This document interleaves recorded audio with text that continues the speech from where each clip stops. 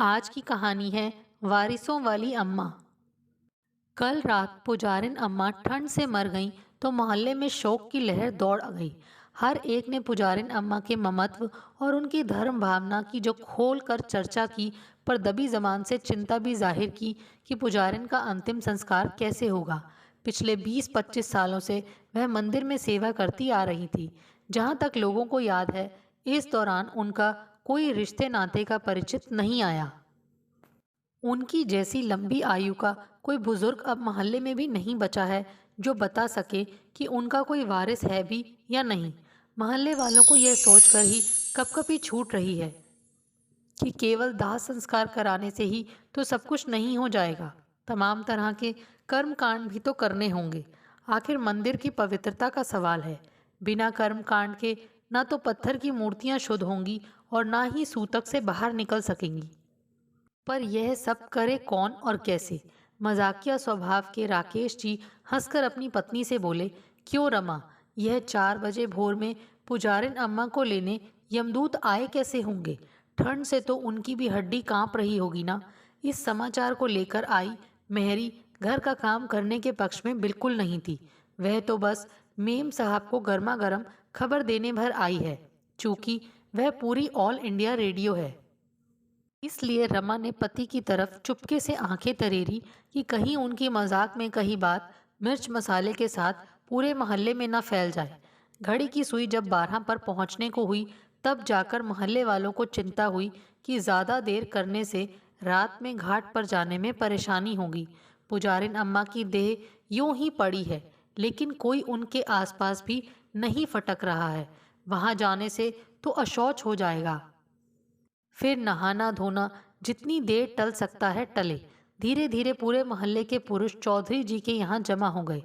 चौधरी जी कालीन के निर्यातक हैं। मोहल्ले में ही नहीं, शहर में भी उनका रुतबा है।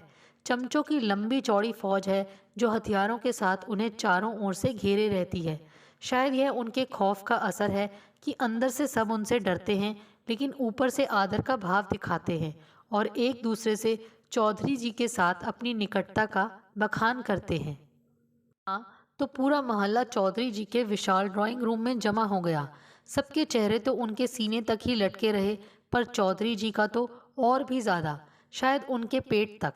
फिर वह दुख के भाव के साथ उठे और मुंह लटकाए लटकाए ही बोलना शुरू किया। भाइयों, पुजारिन अम्मा अचानक हमें अकेला छोड़कर इस लोक से चली गईं। उनका हम सब के साथ पुत्रवत स्नेह था। वह कुछ क्षण को मौन हुए, सीने पर बायां हाथ रखा। एक आह सी निकली, फिर उन्होंने अपनी बात आगे बढ़ाई। मेरी तो दिली इच्छा थी कि पुजारिन अम्मा के क्रियाक्रम का समस्त कार्य हम खुद करें और पूरी तरह विधि विधान से करें, किंतु चौधरी जी ने फिर अपना सीना दबाया और एक आह मुंह से निकाली। उधर उनसे इस किंतु ने कितनों के हृदय को वेदना से भर दिया, क्योंकि मोहल्ले के लोगों ने चौधरी के इस अलौकिक अभिनय का दर्शन कितने ही आयोजनों में चंदा लेते समय किया है। चौधरी जी ने फिर कहना शुरू किया, किंतु मेरा व्यापार इन दिनों मंदा चल रहा है। इधर घर ठीक ठाक कराने में हाथ लगा रखा है, उधर एक छोटा सा शॉपिंग मॉल भी बनवा रहा हूँ। इन वजहों से मेरा हाथ बहुत तंग चल रहा है।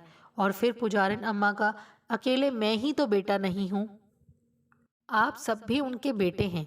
उनकी अंतिम सेवा के अवसर को आप भी नहीं छोड़ना चाहेंगे। मेरे विचार से तो हम सबको मिलजुल कर इस कार्य को संपादित करना चाहिए, जिससे किसी एक पर बोझ भी न पड़े और समस्त कार्य अनुष्ठान पूर्वक हो जाए। तो आप सबकी क्या राय है? वैसे यदि इसमें किसी को कोई परेशानी है तो साफ बोल दे। जैसे भी होगा, मोहल्ले की इज्जत रखने के लिए मैं इस कार्य को करूँगा।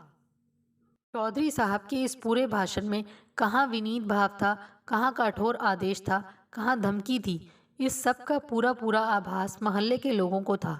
इसलिए प्रतिवाद का कोई प्रश्न ही नहीं था। अपने पुत्रों की इस विशाल फौज से पुजारिन अम्मा जीते जी तो नहीं थी वाकिफ। कितने समय उन्होंने फाके किए, यह तो वही जानती थी।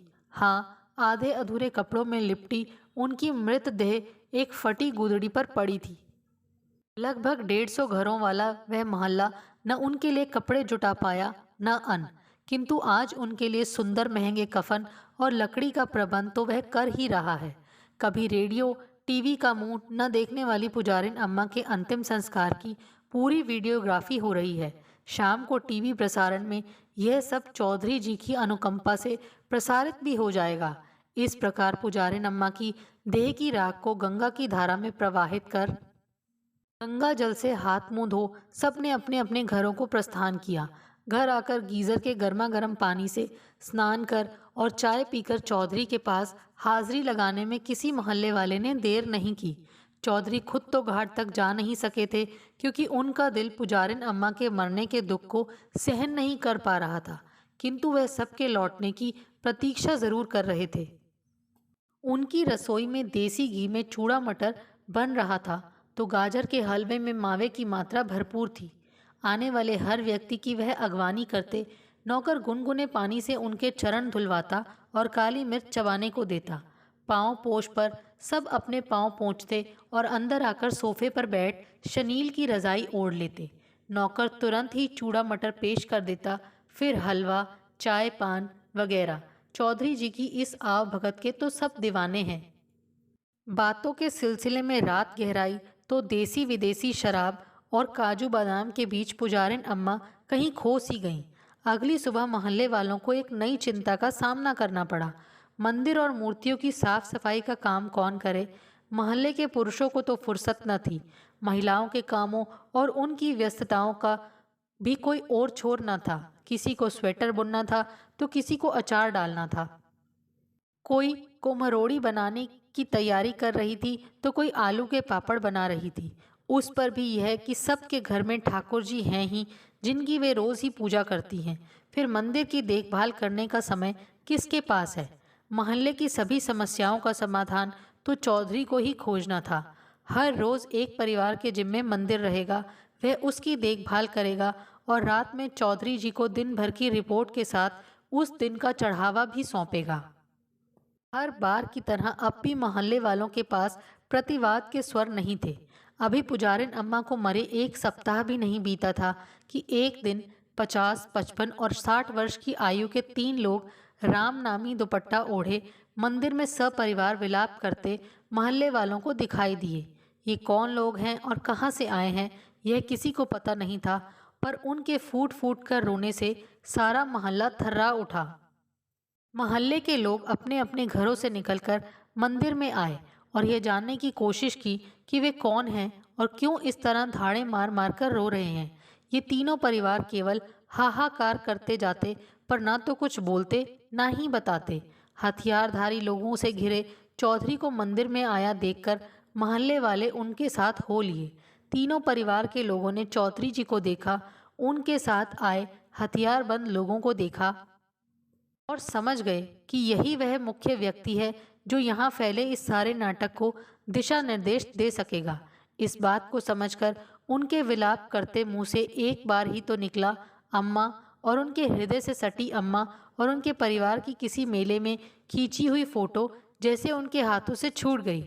चौधरी जी के साथ सभी ने अधेड़ अम्मा को अपने तीनों जवान बेटों के साथ खड़े पहचाना, जो अब अधेड़ हो चुके हैं।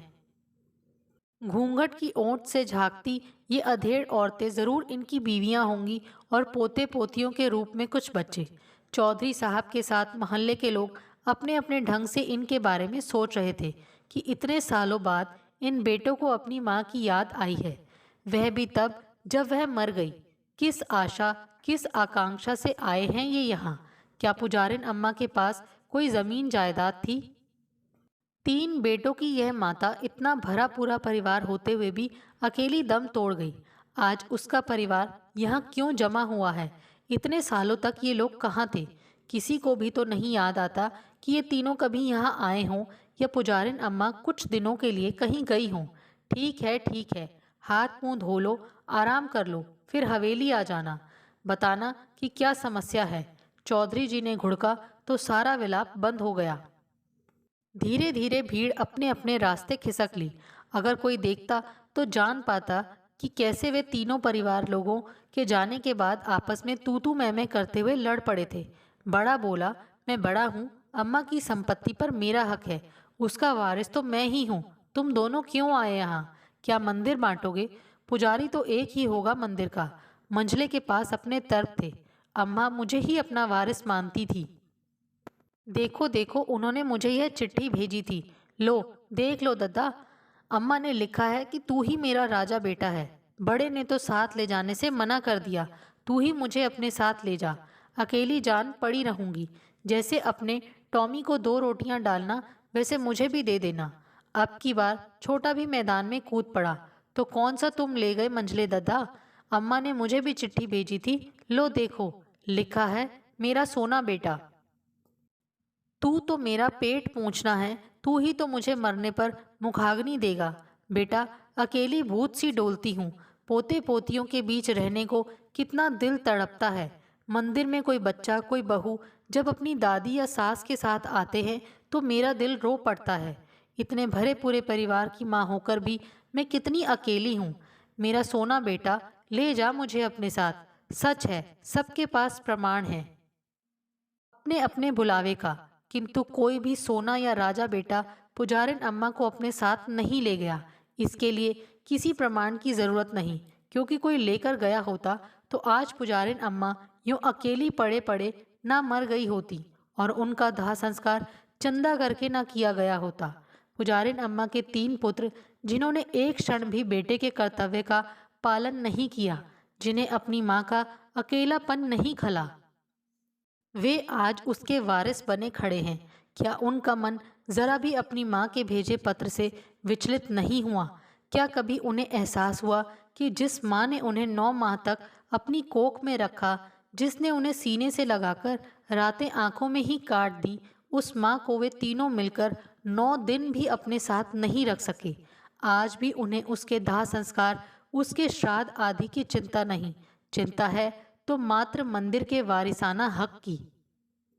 वे अच्छी तरह से जानते हैं कि मंदिर का पुजारी दीनहीन हो तो कोई चढ़ावा नहीं चढ़ता, किंतु पुजारी तनिक भी टीम टाम वाला हो, उसको पूजा करने का दिखावा करना आता हो, भक्तों की जेबों के वजन को टटोलना आता हो, तो इससे बढ़िया कोई और धंधा हो ही नहीं सकता। आने वाले समय की कल्पना कर तीनों भाई मन में पूरी योजना बनाए पड़े थे। बस उन्हें चौधरी का खौफ खाए जा रहा था। वरना अब तक तो तीनों भाइयों ने फैसला कर ही लिया होता, चाहे बात से चाहे लात से। 3 अलग अलग ध्रुवों से आए एक ही माँ के जने 3 भाइयों को एक दूसरे की ओर दृष्टि फिराना भी गवारा नहीं। एक दूसरे का हालचाल कुशल क्षेम जानने की तनिक भी जिज्ञासा नहीं। बस केवल मंदिर पर अधिकार की हवस ही दिल दिमाग को अभिभूत किए है। उधर चौधरी जी की चिंता और परेशानी का कोई और छोर नहीं है। कितने योजनाबद्ध तरीके से वे मंदिर को अपनी संपत्ति बनाने वाले थे। उनके जैसा विद्वान पुरुष यह अच्छी तरह से जानता है कि मंदिर की सेवा टहल करना मोहल्ले के लोगों के बस की बात नहीं। उन्हें ही कुछ प्रबंध करना है। प्रबंध भी ऐसा हो जिससे उनका भी कुछ लाभ हो। मंदिर के लिए अभी उन्होंने जो व्यवस्था की है वह तो अस्थायी है। अभी वह कोई उचित व्यवस्था सोच भी नहीं पाए थे कि ये तीनों जाने कहाँ से टपक पड़े। पर उनके आने के पीछे छिपी उनकी चतुराई को याद कर और उनको देख उनके नाटक में आए बदलाव को याद कर चौधरी जी मुस्कुरा दिए। तीनों में से किसी एक का चुनाव करना कठिन है। तीनों ही सर्वश्रेष्ठ हैं, तीनों ही योग्य और उपयुक्त हैं। एक निश्चय सा कर चौधरी जी निश्चिंत हो चले थे। अगले दिन सुबह ही मंदिर के घंटे की ध्वनि से मोहल्ले वालों की नींद टूट गई।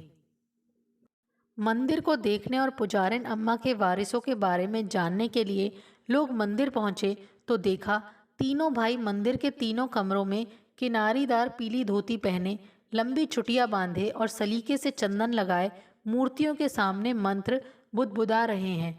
वे बारी बारी से उठते हैं और वहां खड़े लोगों को तांबे के लोटे में रखे जल का प्रसाद देते हैं।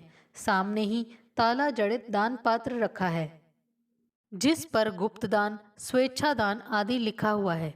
पुजारी की ओर दक्षिणा बढ़ाने पर वे दान पात्र की ओर इशारा कर देते हैं। मंदिर के इस बदलाव पर अब मोहल्ले वालों के लोग भौचक हैं। श्रद्धालुओं की जेबें ढीली हो रही हैं। पुजारी त्रय और चौधरी जी के खजाने भर रहे हैं। पुजारिन अम्मा को सब भूल चुके हैं। दोस्तों, आपको हमारी ये कहानी कैसे लगी? प्लीज़ कमेंट्स करके बताइए। Thanks for watching this video.